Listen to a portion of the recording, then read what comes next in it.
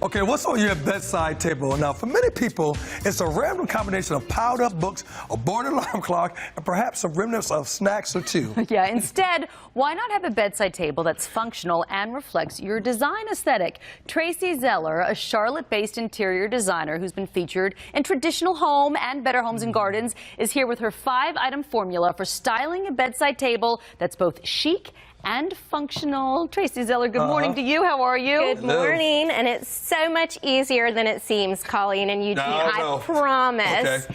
You know, bedrooms are designed to be places of respite, but somehow the bedside table seems to be where we toss all of our odds and ends.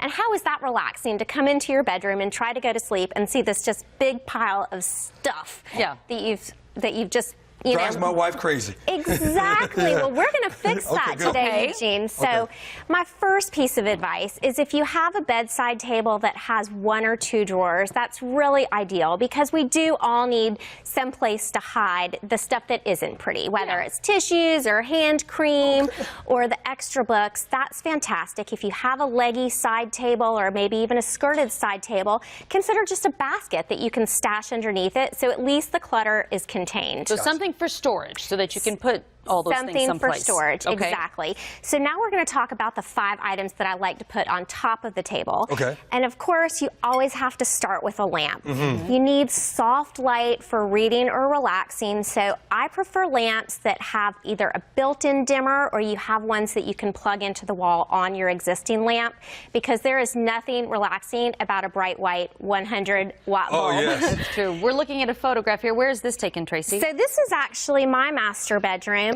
And my tip here is bonus points if you can find a lamp that's kind of sculptural because that almost functions as art in and of itself. Lamps obviously serve a very important function, but they can also be pretty and almost art objects at the same time.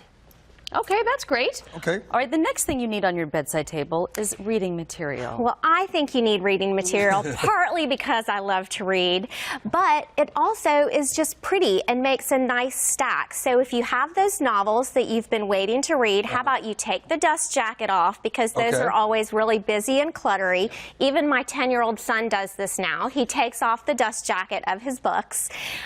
You're looking at me like I'm crazy, but he totally does because it's so much prettier and softer just by itself. And so you can use it, again, for what you're reading, but you can stack other objects on top of it. Okay. See how nice that looks? Exactly. Put some pretty books there. And no dust jacket. Now, one of my favorites is I got to have a clock. I got to be able to see.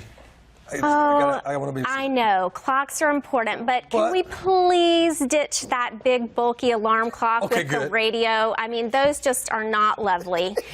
Have you been spying on me? Have you been looking at my bedroom? That's exactly what is on my bedside table. So many people have them, but fortunately you can find clocks today that are so much sleeker and more stylish. Here I used a vintage alarm clock. I promise those little numbers are loud. They will get you up out of bed faster than any soft music on the radio station. And of course, so many of us use our phones. I know that's not ideal for sort of sleep hygiene, but the bonus to that is that they're discreet. You can wake up to whatever tone you want, and they're easy. Okay, but a nice clock like this does look, very pretty. It adds personality for sure, and is very functional. All right, a candle or some flowers also adds a design element that's pretty. It does, and I think too it's part of the bedroom being for relaxing, and I love a soft, fresh fragrance, so that's one of the reasons I tend to use a candle, or sometimes I splurge on fresh flowers.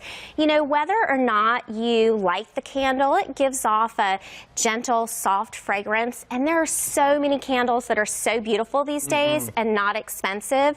This one has a jeweled top. It's from a local company, and with a candle like this, again, it's an art object and personality as well as functional. See? Comes off. Look how pretty. See, that's pretty, and it smells good. That's lovely. Or the fresh flowers, also a nice touch. And that bouquet I just picked up at a local grocery store. No arranging required. I just picked it up, chopped the stems, and stuck it in. Couldn't be easier. Your 5th item, a nice accessory. Exactly. We need to have a little bit of personality here, right? So I tend to use a lot of jewelry catch-alls for both men and women. My husband's tends to accumulate his keys, change, so on and so forth. Mine is my rings, my earrings, everything I take off at night.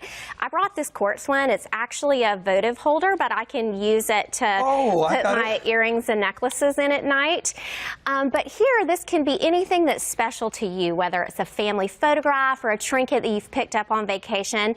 So you're surrounded by items that are personal. Isn't that nice? Wow, it makes sense. Candle smells really good, by the way. It does, doesn't it? Go to TraciZeller.com. TraciZeller.com. That's where you can get a hold of Traci and see all of her wonderful design ideas.